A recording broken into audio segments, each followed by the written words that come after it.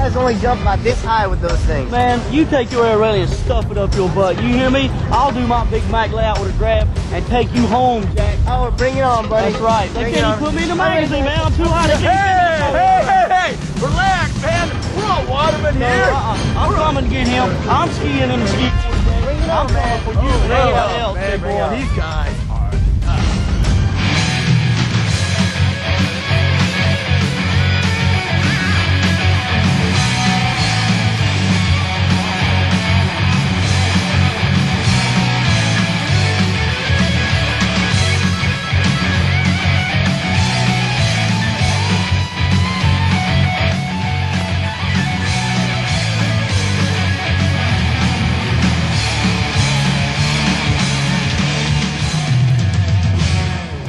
Here's the future of wakeboarding. Current top-ranked kneeboarder, Jonathan McDonald, getting ready to be a two-eventer. Oh, so what you're telling me is he's a kneeboarder who wants to be a wakeboarder. It's wakeboarding, but he's number one, and kneeboarding is next. Stay with us.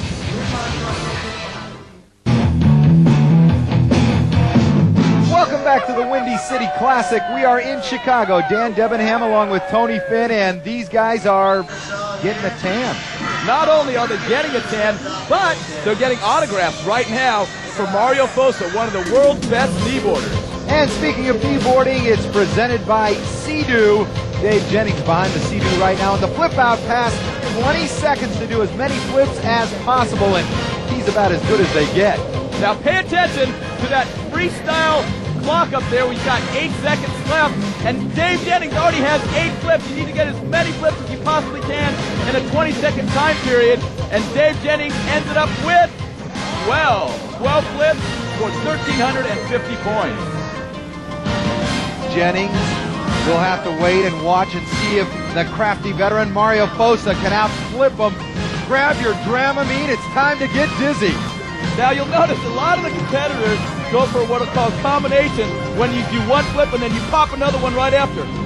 Mario Fosa, however, has a greatly varied style. He stays very tight into the wake and just goes for singles. But look right here, he's getting a lot of flips. That's 12, 13, and the judges give it to him. That's going to put him in the lead with 1,450 points. Wow, what about Jonathan McDonald? He just happens to own the world record in this event. That's right, Jonathan McDonald does have the world record, and what's that?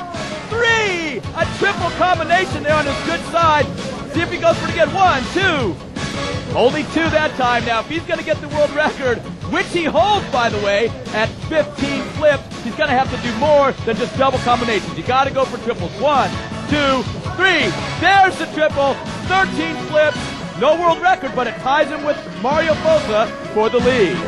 Yeah, but can Mario Fosa do this? See, Jonathan McDonald is not only the best flipper when it comes to kneeboarding, but he's also a pretty good wakeboarder. In fact, this is his actual run earlier in the day. Yeah, you know, he's challenging the pros now. Anybody can come out and challenge the pros.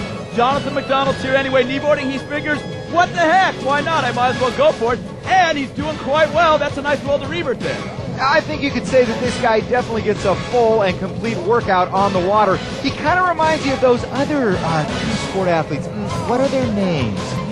What do you think you are? Bo Jackson, Deion Sanders, a kneeboarder and a skiboarder? What's up? That's right. Big Daddy has a good reputation to uphold, and looking forward to doing well in skiboard and qualified in Chicago. And I told O'Brien last year that I'm going to take him to the top just like I did kneeboarding. It was pretty difficult because the riding technique is totally opposite from kneeboarding. But I'm trying to incorporate both moves in the kneeboard and skiboard, so that's helping me. He is the trash-talkingest dude on the tour, and he's also tied for first with Mario Fosa. Dave Jennings, Yates Perry tied for second. Shannon Starling comes in fifth. And guess what? They're just getting cranked up here in the Windy City. You get air sick, you better turn your TV off. Have a little bit of work, a little bit. No, don't turn the TV off. You'll miss Shannon Starling. This guy is, I don't know how else you say it. He's just kind of rad, dude. You know, I think Yates is wrong. None of our viewers get airsick. Our viewers are tough, and so is this guy, Shannon Starling. Now, he hasn't been doing that well on tour, and I think a lot of it has to do with his style. His style is so radical, he just goes big. I think he's kneeboarder, but he should be a skiboarder with his hair and his whole style. And here he comes in the wake backwards. Look at how he just kind of goes off axis and goes for it. 4,780 points for Shannon. Yeah, I think we should just nickname him right now Wild Fang. Here comes Dave Jennings. Little different look, both with the hair and with the style on the water. Yeah, Dave Jennings is a lot more conservative, stays tied into the wake. That's 3 combinations in a row. What you want to do in this pass is get as many points as you can per wake cross. There's a surface roll for Dave, because you remember, you only have 20 seconds. A nice front flip, a nice surface roll for Dave Jennings. Oh, loses it on a helicopter, but 4,750 points on his first pass. Boy, you got to have some strength to hold on to that line when you are taking that shoulder and dropping it down into the water. And right there, he cannot hold on as he comes hard off the wake. But that was a good, solid pass for Dave, and he's coming off a bad loss in Camden, and there he goes with his patented trick, the 720. That's 850 points, and that's a terrific way to start off a pass. Now Dave carving back hard in the wake, turns the board to fakie. Nice 540 for Dave Jennings. He looks like he's focused.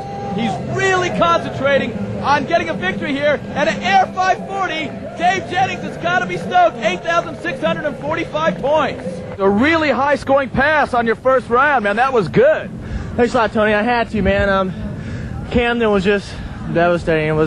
Haven't skied that low back in the last stop in a while, so I had to really come out and redeem myself and just practice hard at home. And it's been, last week I haven't even missed my run at all, and I was even surprised to miss the Waco, but it's my lowest trick anyway. If I was going to miss any trick, I'd rather be that one. So, but it looks good. I got a good CD run, and felt great. Everything felt good behind the Mastercraft, and we'll see how it stands out. We still got Jonathan, Mario, and Yates, so you know how that goes. He does know the competition that lay ahead, beginning with this man, Jonathan McDonald. He is a trash talker, but you know what?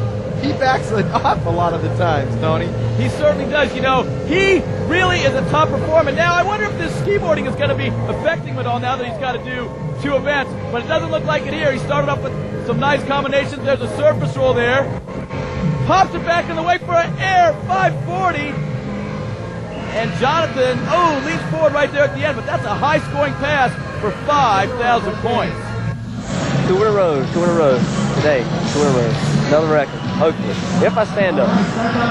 Hey, Yates, are you going to do it or aren't you? I don't want to see this if, but you know what I mean? If he's going to do it, I want to hear him say he's going to do it. Now, Jonathan McDonald has a chance to do it right here. Starts off with a nice invert. Big front flip into a combination. Jonathan McDonald looks really focused today, too. He loves to win. He can't handle second place. Really using that Mastercraft wake nicely. Goes into the wake backwards. Drops the handle on a 540. No way is that going to put him in the lead after Dave's run. Boy, he got some huge air there, though, as he does really throughout his entire run. Yeah, he gets a lot of air. Nice carve into the wake, then puts the board in the faking position right at the end and just loses the handle on that 5. I guess you could say that was kind of a doggy type of a run. What happened on your pass? I don't know. It seems like everyone is finding a hole out there, but that's no excuse for me. Just my last trick didn't feel right. I got actually a little bit too much air for that 5. I should have just went ahead and done a 7, but that's the way it goes. I guess that is the way it goes, and Yates Perry is looking to go all the way to the top of the leaderboard right now.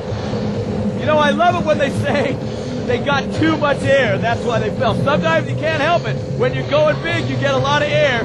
Yates Perry trying to go big right here. There's a combination. He always gets that one hand out there to kind of help stabilize him. Carves back in the wake here for a roll. Look at how close he is to the wake. He's trying to put a lot of tricks into a short time period. 5,950 points. That is huge. And speaking of huge, Tony Finn, that's just what Yates Perry is. Physically the largest kneeboarder out here on the tour, and his run reflects that. That's his type of style. Strong, physical, aggressive. Keep in mind, he is coming off his first win of the season just last week. And he falls right there. He's got to be disappointed. I'm amazed, frankly, that he fell right there. His first pass was awesome. 5,950 points just on one pass. Now, the world record is only 9,000, so if he could have duplicated that, he would have shattered the record. Just does a layout there and doesn't get the board back underneath him and falls. Great first pass, 5,950 points, but then you blew it on your second pass. What happened? Oh, man, I fell on a really easy trick of layout, and I don't know, I didn't land it. I didn't pull it back around in time, and, you know, I broke a world record at the last tour stop, and I had it in the works on this one. It was 94, and I'm up to 98 now, and a lot of people been talking a lot of junk on tour, and my teammate Jonathan, we're all friends, see, we take care of each other. So, I brought a shoehorn here to pull his foot out of his mouth in case I beat him this time. And I'm sure Jonathan appreciates that. Yates Ferry winds up in second. The day belongs to Mr. Dave Jennings. Fosa and Starling round out the rest of the best.